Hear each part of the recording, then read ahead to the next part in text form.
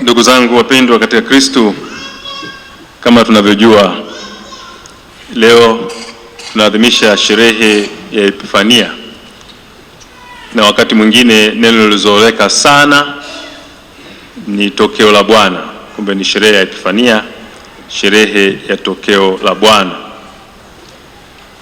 Na tunajua vile vile leo ni siku ambayo kwa namna ya pekee na rasmi kabisa tulipanga kumuaga mpendwa wetu mheshimiwa sana Padre Faustin Rwechungura aliyekuwa paroko wetu, japo tutaendelea kuwa naye wakati taratibu zinaendelea kufanywa au kuwekwa sawa.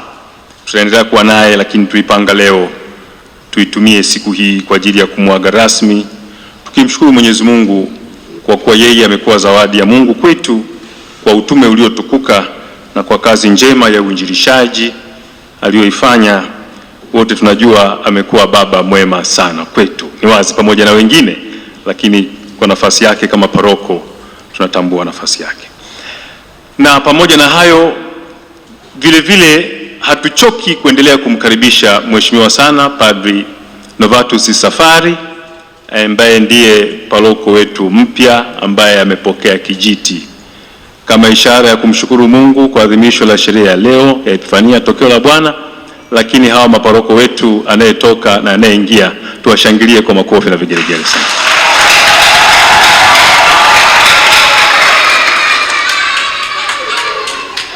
Nimesikia na makofi na vigelegele vya watoto, wanaweza.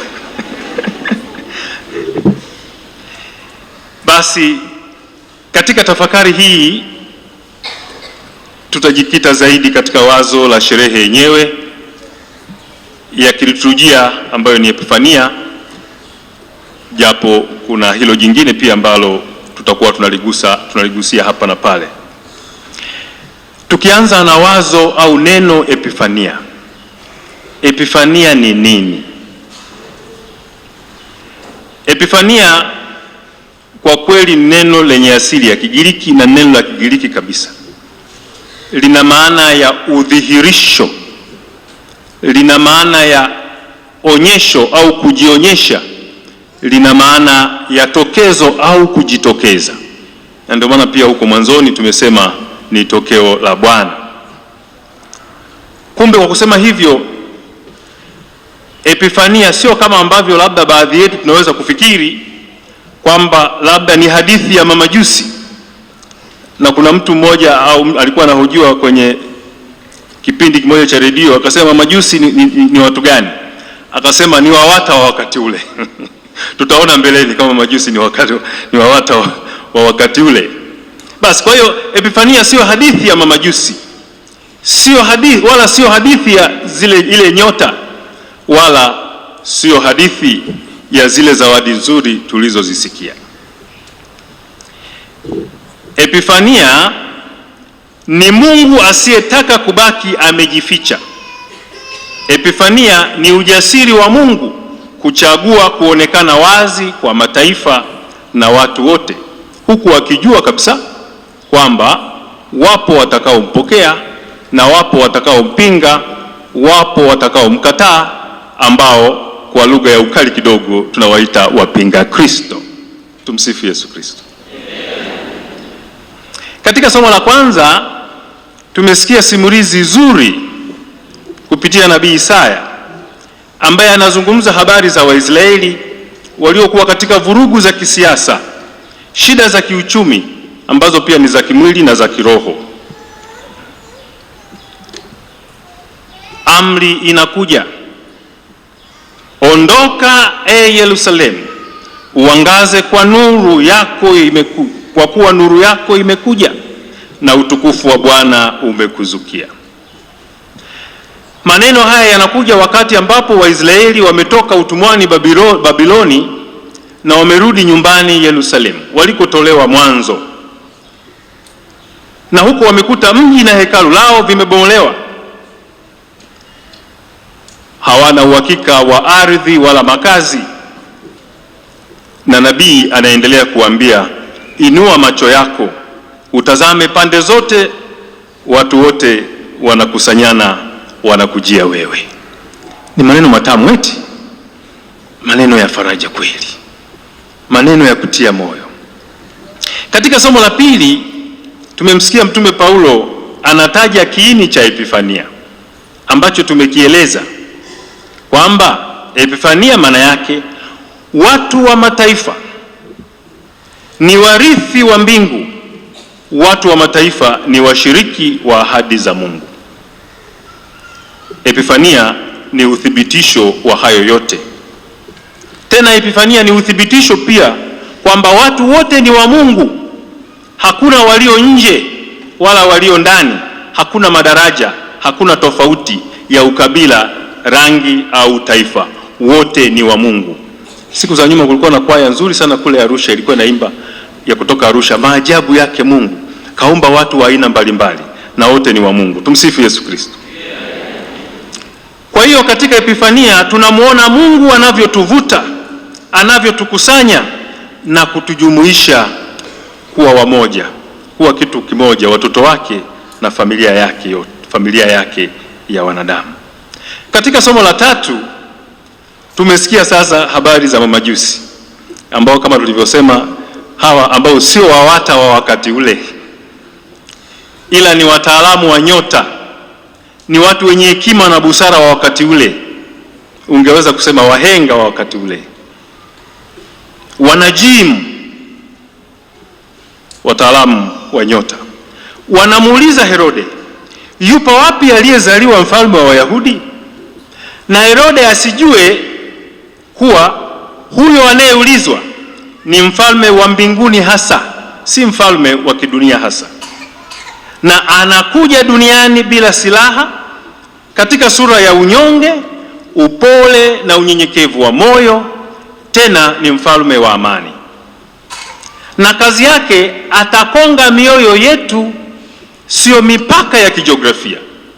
Kwa upendo atatafuta kuikonga mioyo yetu. Ni mtumishi mteswa. Tunasoma Injili ya Luka sura ya 23 aya 45 hadi 47. Tena anasema atakaye kuja kutumikia na sio kutumikiwa.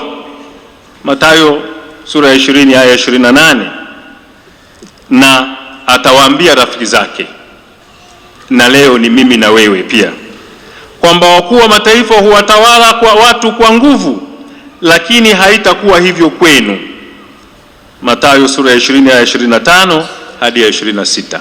Basi ndugu zangu, iwe hivyo, tusiwatawale watu kwa nguvu, bali na sisi tujaribu kuwatafuta, tuwakonge kupitia mioyo yao, tuwapende na tuwahudumie. Huo ni wajibu wa kila mmoja kwa kadiri ya nafasi yake.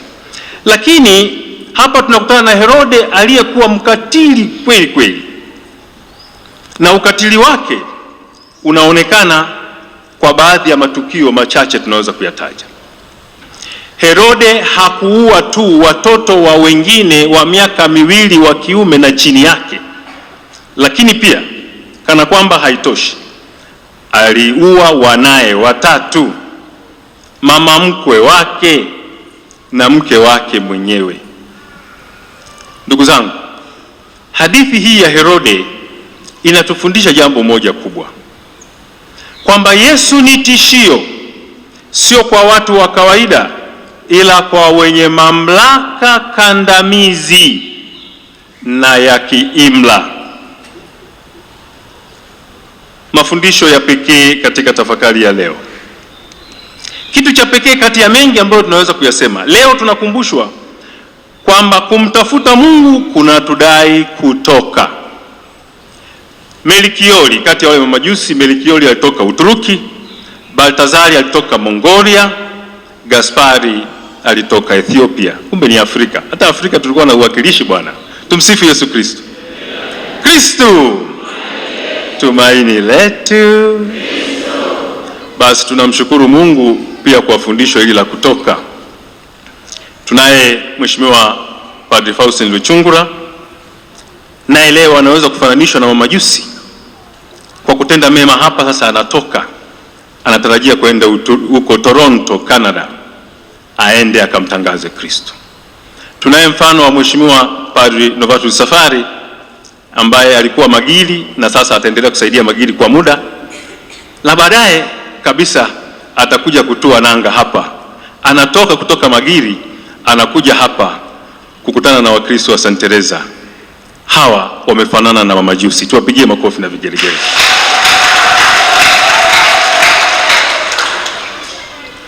Zawadi walizobeba wale mamajusi zilibeba ujumbe mzito sana wa kinabii. Zilimweleza mtoto ni nani,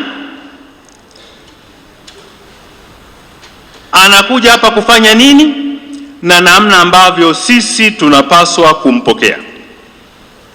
Nikianza na zawadi namba moja iliyotajwa, dhahabu. Kwa kawaida dhahabu ni zawadi au ni kitu kilichotolewa kwa wafalme tu katika zama zile. Kwa nini kwa wafalme? Kwa sababu dhahabu ni ishara ya nguvu, ni ishara ya mamlaka, ni ishara ya dola. Sasa mimi na wewe tunashangaa, zawadi hii alikuwa analetewa mtoto. Hivi nyewe hamjapata shida kama mimi hapa? Analetewa mtoto, na hawa wazee ni wenye hekima na busara, walikuwa wanajua maana ya dhahabu. Maana yake nini? Huyu ni mfalme ambaye hakutarajiwa, na mamajusi walipofika pale walipiga magoti kwa mfalme huyu ambaye hakuwa na taji, hakuwa na jeshi, wala pale alipo hakuwa ikulu, lakini walifika wakapiga magoti. Nani aliwaambia kwamba wamletee zawadi kama mfalme na watoe heshima ya kifalme? Kwa kweli mamajusi ni wawakilishi wa mimi na wewe, ni wawakilishi wa ulimwengu mzima, wale tunaotafuta kumwamini Kristo. Tumsifu Yesu Kristo. Kwetu dhahabu inaweza kuwa nini? Tunawezaje na sisi kujifananisha na mamajusi? Tukapeleka zawadi, tukapeleka dhahabu pale pangoni. Namna yetu ya kupeleka dhahabu pale pangoni inaweza kuwa nini? Dhahabu kwetu inaweza kuwa vipaumbele vyetu, kazi zetu, muda wetu, mipango yetu, matamanio yetu na uchaguzi wetu, yale tunayoyachagua na kadhalika na kadhalika. Tunapaswa kumwambia Mungu kwamba wewe si sehemu tu ya maisha yangu, wewe ni kila kitu juu ya maisha yangu. Tumsifu Yesu Kristo. Kristo. Zawadi ya pili ni uvumba. Mimi baada ya uvumba napenda sana kutumia neno ubani, maana ndio tumelizoea. Ubani. Na hapa mtaona moshi unafuka wa ubani hapa. Tumezoeana mara zote. Ubani ulitumika wakati wa ibada, nyakati zile na nyakati za sasa. Moshi ulipopaa mbinguni, ule ubani ulipochoma mle hekaluni, moshi ulipopaa mbinguni uliashiria sala zinazoenda kwa Mungu. Sasa hawa mamajusi pasipo kujua, kwa kuleta zawadi hii walikuwa wanatangaza habari fulani ya pekee juu ya huyu mtoto, kwamba huyu mtoto si nabii tu, si mfalme tu, bali ni Mungu, tena Emmanuel, Mungu pamoja nasi. Tumsifu Yesu Kristo. Kwetu uvumba na ubani ni nini? Kwetu uvumba na ubani kwanza ni uwepo, zawadi ya uwepo. Tuwepo kwenye jumuiya, tuwepo tunapoenda kuwatembea wagonjwa, tuwepo, twende wakasikie maneno yetu ya faraja. Hiyo ni zawadi nzuri sana. Pia tuwepo kanisani, tuje kanisani tukafanye sala na ibada, lakini vile vile twende tukatoe sadaka zetu. Katika kundi moja ya Sogozi kulikuwa kuna mjadala. Watu walikuwa wanaulizana, wanasema hizi sadaka tunapotoa tunaambiwa kwamba zinaenda kwa Mungu, mbona hatuoni njia zinazopitia hizi sadaka ziende kwa Mungu jamani? Sijui na nyinyi mnaamini hivyo, mnategemea mnapoziweka sadaka hapa muone zinapaa na zenyewe ziende kwa Mungu eti? Tumsifu Yesu Kristo. Mimi sitaki kuyaingilia sana hayo nisije nikawagombanisha na paroko, lakini najua sisi tunaamini tunatoa sadaka zinaenda wapi na zinafanya nini na zina makusudi gani. Kwa kifupi, ndugu zangu, naomba tumruhusu Mungu akae mioyoni mwetu, akae katika familia zetu, akae katika jumuiya zetu kwa kuyatenda hayo ambayo nimeyasema hapo mwanzoni au hivi punde. Mwisho, naomba mniruhusu nimalizie na zawadi ya manemane. Kihistoria, manemane ilitumika kuandaa mwili wa marehemu kwa maziko. Sasa kwa nini mtoto mchanga analetewa namna ya mafuta akiandaliwa kwa maziko? Hapa manemane ni ishara ya upendo utakaoleta mateso. Hapo pangoni kunaonekana kivuli cha Kalvari. Mamajusi wanaweza kuwa hawakujua haya yote, lakini zawadi zao zote hizi zilikuwa ni ujumbe tosha. Zilikuwa ni gazeti la Uhuru, zilikuwa ni gazeti la Mzalendo, zilikuwa ni kitabu kinachoeleza mambo mengi. Tumsifu Yesu Kristo. Kwetu manemane ni nini? Manemane inaweza kuwa maumivu tunayoyapata, madonda tunayoyapata, majitoleo na utii wetu na kadhalika na kadhalika. Manemane ni upendo wowote unaoweza kutugharimu kama Kristo. Kwetu manemane ni kuchagua kupenda hata katika mazingira yanayoweza kutuumiza, ambayo ni kazi isiyo rahisi. Tumsifu Yesu Kristo. Ni kusamehe baada ya kulipiza kisasi, ni kupokea mateso, ni kuishi upendo wa Kristo, ni kuufia ukweli. Tumsifu Yesu Kristo. Katika siku za nyuma kidogo mlimsikia mheshimiwa sana Dr. Padre Charles Kitima akisema, ndugu zangu wa Kristo wa Katoliki na mtu yeyote mwenye hofu ya Mungu, lazima tukubali kuufia ukweli. Lakini bado sisi ni mashahidi, tumeshuhudia katika zama hizi baadhi ya Wakatoliki wenzetu wanaanza kutumika kama vibaraka, wakiupinga ukweli na haki ya Mungu. Ndio kutoka ndani. Ndio maana ile hoja ya wapinga Kristo inakuja hapa. Wapinga Kristo wanaweza kupatikana ndani ya kanisa na wapinga Kristo wanaweza kupatikana pia nje ya kanisa. Ni aibu na ni ajabu, na kama alivyosema askofu mmoja, sasa simtaji, ni usaliti wa hali ya juu sana kumpata mpinga Kristo kutoka ndani ya kanisa. Afadhali usichague kuwa wewe. Tumsifu Yesu Kristo. Usichague. Kumbe hawa wapinga Kristo ambao nimewasema, ambao wamejiita ni Wakristo wenzetu, lakini wamechagua hicho nilichokisema. Basi ndugu zangu, niwaombe nasi tuishi Epifania katika ukweli kwa kuyatenda hayo. Tukifanya hivyo, Epifania kwetu haitakuwa hadithi, ila itakuwa ni maisha. Tumesikia mwisho wa injili ya leo iliyosomwa, mamajusi walirudi kupitia njia nyingine.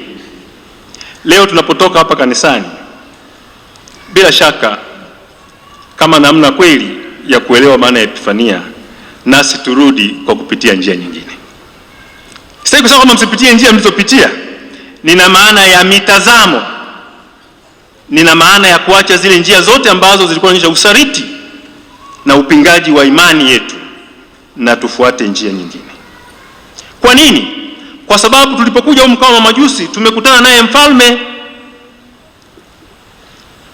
tumeonja pendo lake.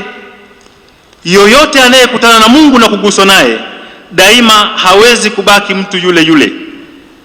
Atabadili hata mwelekeo, atabadili hata mtembeo. Sijui atatembea kimisimisi, sijui. Na kama ni baba, sijui atatembea kimista, mimi sijui. Tumsifu Yesu Kristo. Tunawatakia heri sana ya sherehe hii ya leo ya Epifania, lakini vile vile tunamshukuru Mungu kwa zawadi ya mababa zetu, Mheshimiwa sana Padre Faustin Rwechungura aliyekuwa paroko wetu, na Mheshimiwa Padre Novatus Safari ambaye sasa ni paroko wetu mpya. Ulimi hauna mfupa. Tumsifu Yesu Kristo. Lakini sijakosea, ni paroko wetu mtu. Aya, makofi na vigelegele kwao.